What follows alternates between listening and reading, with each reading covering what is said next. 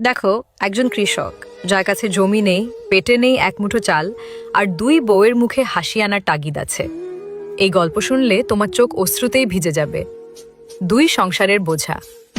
রামুর নীরব কষ্ট গ্রামের শেষ কোণে ভাঙা একটা কুটির ঘর। সেখানে বাস করে কৃষক রামু, একজন যে চরম দারিদ্র্যের মধ্যে জীবনযাপন করে। রামুর দুই বউ, বড় বউ রীতা আর ছোট বউ শিলা।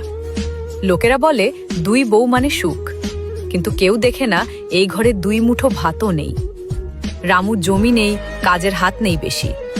দিনমজুরির কাজ করে যা পায় তাই নিয়ে দুই সংসার চালাতে হয়। রাতেও সে না খেয়ে ঘুমায়, আর সকালে উঠে হাঁড়ি খুলে দেখে সেটাও ফাঁকা।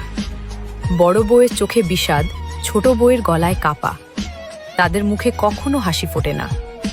দিনের আলো বাড়তেই রামু মাঠে নামল, কোদাল হাতে কাজ শুরু করলো। তবুও তার পেটে এক মুঠো খাবার নেই। দুপুরে সবাই যখন খেতে বসে, রামু পুকুরের পানি খেয়ে ক্ষুধা ভুলতে চায়। কাজের মালিক এসে বলে, আজ টাকা নেই, কাল দেব। এই কথাটা রামুর হৃদয়ে বজ্রপাতের মতো লাগে। সূর্য ডুবে যাচ্ছে, রামু বাড়ি ফেরে। দুই বউ দরজা দাঁড়িয়ে আছে, কেউ প্রশ্ন করে না, কারণ সবাই জানে।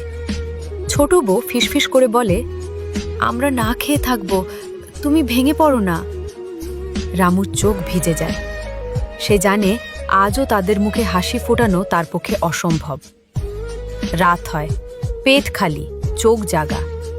রামু বারান্দায় এসে আকাশের দিকে তাকায়। তার গলা কাঁপে। হে ভগবান, আমি না খেয়ে থাকব, শুধু আমার ঘরে যেন এক মুঠো ভাত থাকে। আকাশ চুপ থাকে, কিন্তু রামু হাল ছাড়ে না। কারণ একজন গরিব কৃষক দুই সংসারের বোঝা নিয়ে আশা ছাড়া বাঁচতে শেখে না। যে ভাত আমরা ফেলে দিই, তার জন্য কেউ হয়তো আজ রাতে ক্ষুধায় কাঁদছে। ভিডিওটি ভালো লাগলে এটি শেয়ার করে চ্যানেলটি সাবস্ক্রাইব করে দিন, আর লাইক করতে ভুলবেন না।